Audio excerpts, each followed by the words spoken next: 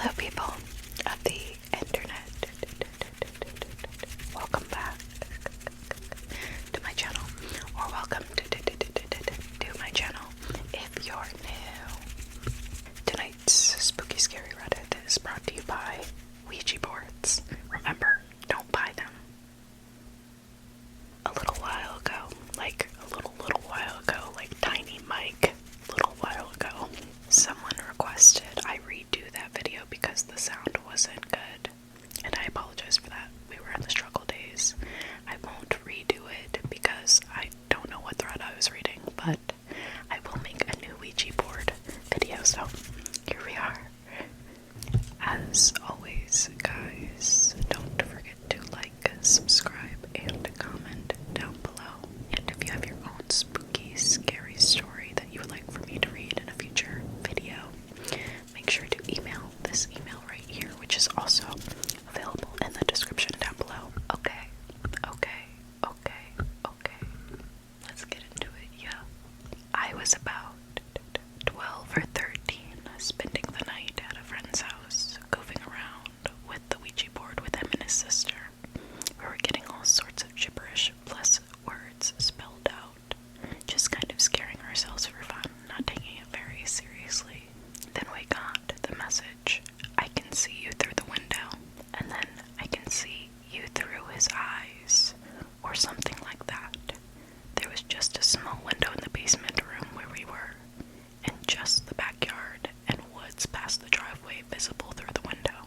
We asked it more questions, and it said, "I'm under the car." So we somehow caught up the nerve to go out with a flashlight and peer under the car. No, I hope they said goodbye before they did this. I could vomit right now. There we see a huge black stray cat hissing. We ran inside, freaking out, and at that exact moment, the power failed and all the lights in the house went out. We just about actually shit ourselves. A few minutes later, the power came back, and we sat up until dawn that night, scared, and never played with the board again. Should have never played with it in the first place. Use your brain cells, guys. The next story, my two best friends, M and L, for this story, and I played the Ouija board at M's house. It was going fine until M asked. The spirit how it died. It makes me want to bang my head on a wall. Never fucking ask that. I am so sick of repeating myself, but I'll repeat it so no one does it. Don't ask that. Mother's just got a mother, you know. To which the spirit responded, "Murder." She asked how it had been murdered, and it said, "Not I."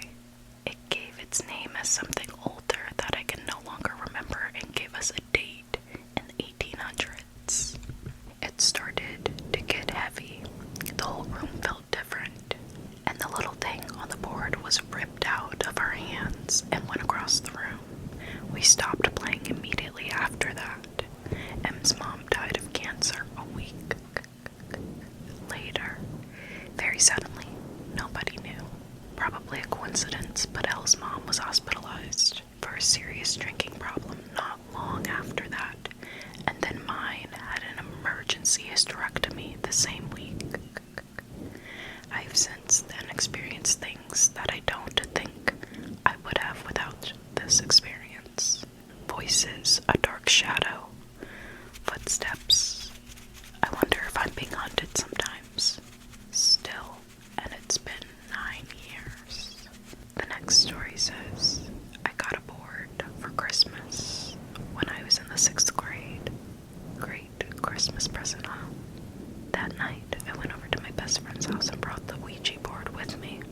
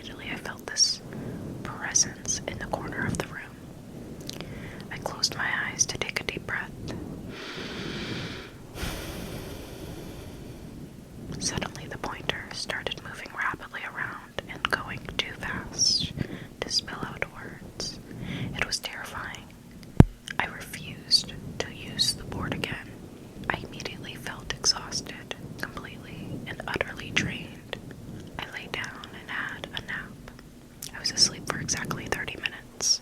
I woke up, bolted out of bed. I closed my eyes for a second to adjust myself to where I was, and I saw this spirit/skeletal thing standing in the corner of my room. It suddenly rushed at my face and started screaming at me with a big, gaunt mouth. I opened my eyes and started screaming at my boyfriend to get it off me. I could feel it, so oppressive and aggressive, trying to get on/in me. I ran from the house, screaming and shaking. I'm not okay. I just had to exercise myself. The next story is short and sweet. I don't think I ever used the Ouija board again. One day, it disappeared from my bedroom. It completely vanished. I have never found it. I have no explanation for what happened to it. When I was around 12 to 14, one girl bought a board to my friend's birthday/slumber party. I was pretty skeptical, but also really curious about it, as I've never used one before. We took turns asking questions, and I just figured someone else was moving the planchette. The other girls were pretty creeped out, but it wasn't until it answered a question for me that nobody else knows the answer to. To this day, I can't explain how that answer appeared, or any of the other paranormal experiences that happened after we put the board away. I truly believe that we contacted something and it stuck around. There were generally a lot of small things like footsteps above us when we were on the top floor. The door kept swinging open on its own, and the girl who lived there said it never did that on its own before. The creepiest part was that a bunch of us randomly woke up around 4 or 5 in the morning, and a few girls saw a black figure walking down the street outside the window. Apparently one of the girls had seen what they thought was the same figure with his face at the window on the second story earlier that night. Lemonade break, if I can reach it. I stole this. I borrowed this from a brewery. I don't plan on bringing it back. I don't think they'd mind. 10 out of 10 recommend doing that every time you go to a cold brewery and you like the glass. My best friend's boyfriend's mom inspired me. Shout out to her. Never met her. I love her to death. I can't wait to have a cool-ass mother-in-law. I just can't wait. When I was little, my mom took out a Ouija board and asked my brother and I if we'd like to play with it. I would call CPS at that moment on my own mother. Like, what the fuck? What?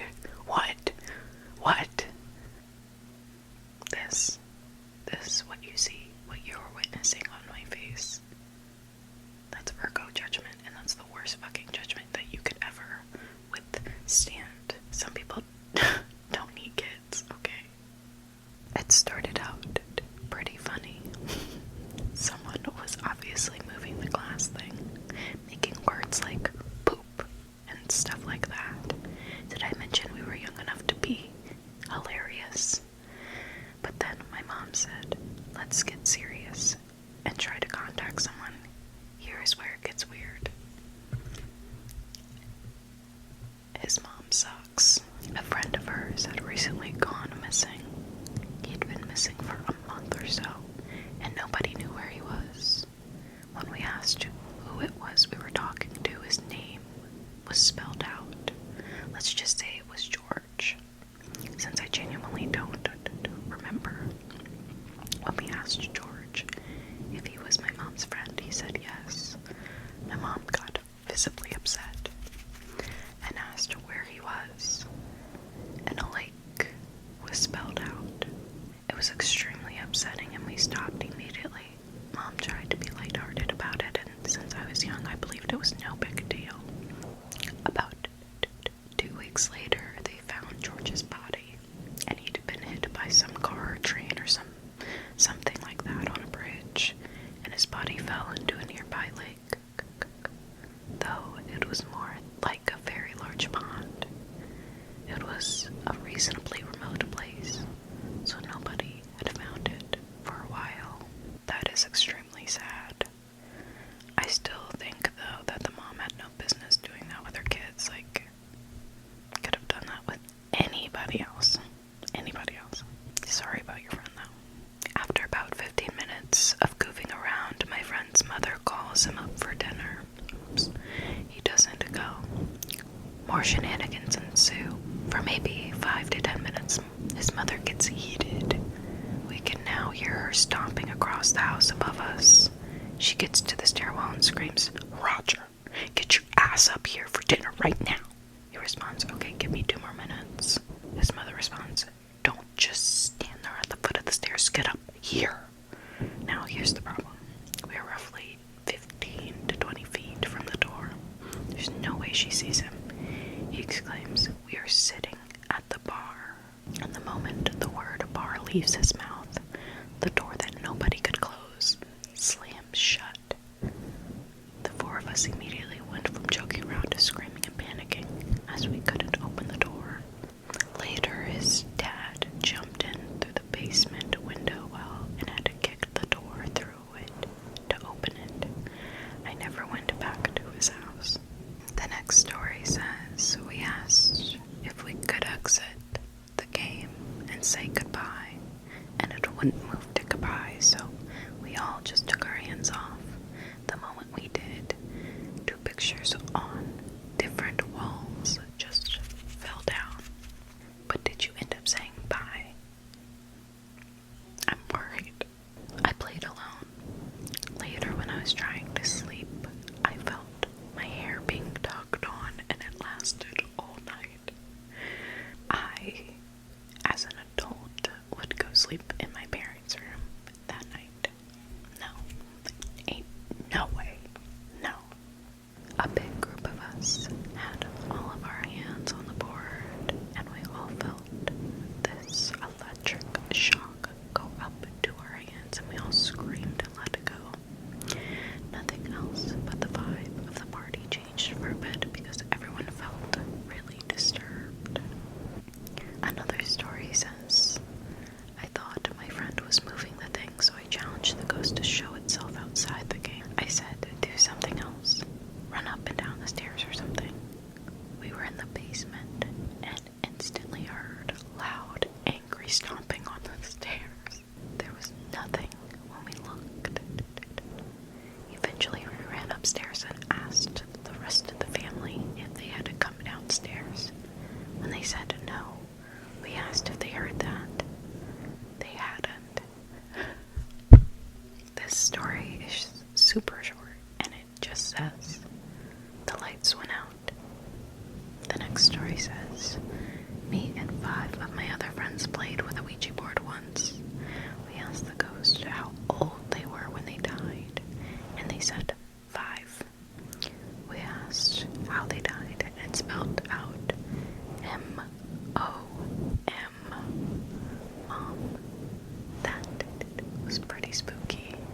The next story says, I made one when I was in middle school. We set it up in the living room at midnight with only candles. My best friend and I asked if anyone was speaking to us. The answer was yes. I asked how many ghosts were present, and the answer was 7. My cat came up to us at that point, and he stopped just by I hate this. My cat came up to us at that point, and he stopped just beyond where we were sitting. He looked around and slowly weaved his way past us as if stepping around people. Then the planchette quickly dragged our hands to spell out, happy to talk. As soon as that sentence was spelled out, a blinding streak of light that looked like a shooting star flashed from one side of my living room to the other. It was one of the most beautiful things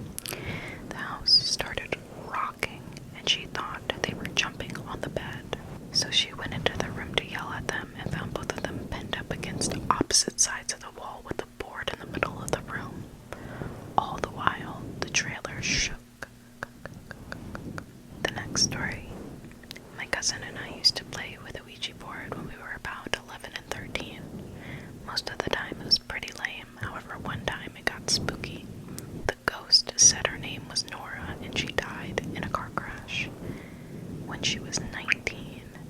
Her boyfriend and mother were also in the car at the time of the crash. She wanted to know what happened to them and if they'd survived. Oh my gosh, that made my heart hurt. It's so sad. So, on that sad note, I'm going to stop the video here. My phone's about to die. I'm on a good 10% right now, and my storage is playing games. So, don't forget to like, subscribe, and comment down below. And if you have your own spooky, scary story of your own, make sure to email this email, which is also available in the description down below. A mouthful. Thanks for watching, guys. I hope you enjoyed this spooky, scary video. Namaste.